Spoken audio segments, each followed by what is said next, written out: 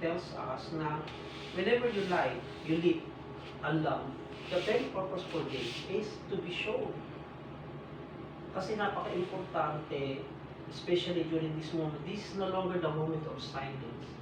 We have to become more vocal than ever sa simbahan natin. Kasi yung nangyari ngayon, the silence that we have in the past is no longer a silence that is a sign of strength, but of cowardice or weakness. So, there are two things that indicate silence: strength. To speak when it is necessary to be silent, and to be silent when it is necessary to speak. But the church is calling us no longer as a prayer warrior to be in the corner to pray, but it is a moment for us to fight. So pakita natin ngayon. This is the moment of martyrdom. So we experience spiritual warfare, preparation of spiritual warfare, to be always in silence, but this is the moment for us to go out. Yung spiritual warfare that we experienced before is now in flesh and blood. So this is not to alarm us, but rather to give us an idea that the very vocation that we have since the time we were baptized, God never committed an error. Everything has a plan. And we need to undergo this process of purification in order for the church to be ready. Otherwise, walang mangyayari sa simbahan. We don't need to be many. We need only to be dedicated and faithful. Napaka-importante sa panahon ito kung sino ba talaga yung Diyos natin. So sometimes dalawang bagay.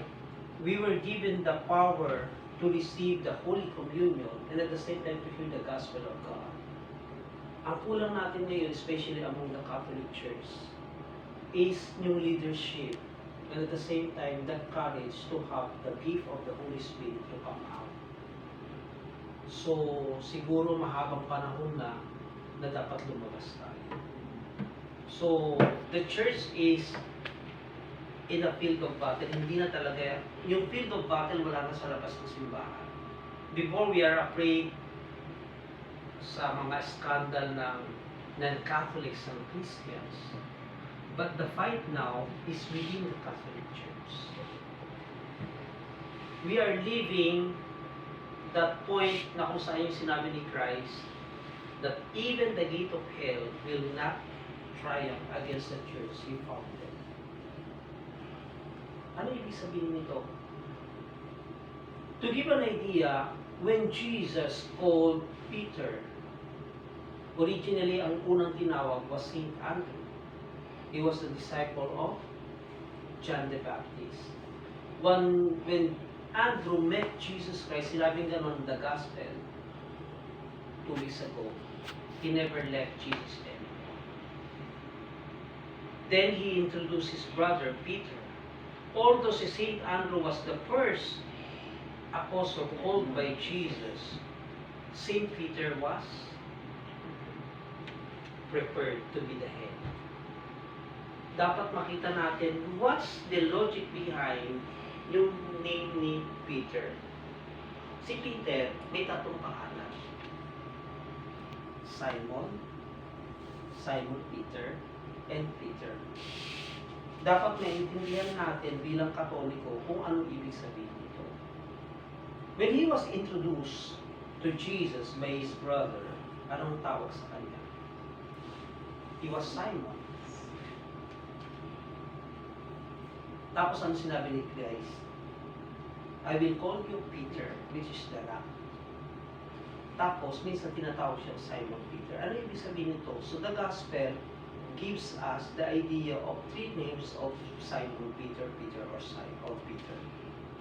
Simon, tinatawag siya kasi sabi gano'n sa kanya, when Jesus Christ, who am I according to the people? Ang sinabi niya, who you are? The anointed one. You are the Messiah. Ano sinabi niya ni Christ? Simon, you are lucky. Ang sinabi niya, Simon, hindi niya ginamit yung Peter. When Jesus Christ was during the time na si Christ, yung transfiguration, si Peter sabi niya gano'n, according to the gospel, Peter suggested, it is good to stay here. We need to build three tents. One for you, one for Moses, and one for Elijah. Ang sented ni Peter ay kay Moses. Kasi before, yung kung sino yung nasa gitna siya yung pinaka-importante. It was Peter who suggested. Pero napansin nyo, pag halimbawang nagkakamali si Peter, ang tawag sa kanya ay Peter. Di ba? Pero pag tama yun siya, ang tawag sa kanya ay ano? Simon. Pero pag half-half, Simon Peter. Napansin niyo yun? The question now, among the three gifts given to the apostles whom Christ entrusted the church, kanino? It is within the humanity and fragility of Peter.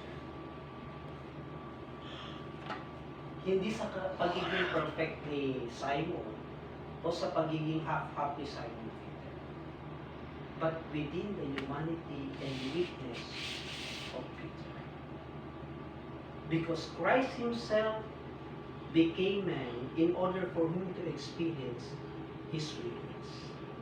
During the 40 days in the desert, Jesus encountered His death. Kaya importante na tayo na follower ni Christ, we need also to experience our weaknesses. Huwag tayong matakot na makita natin yung kahinaan natin. Because only through them that we need the grace of God in order for us to accept who we are. God never scandalized in our own weaknesses. Yun yung importante sa atin. In the spiritual battle, dapat makita mo yung weakness.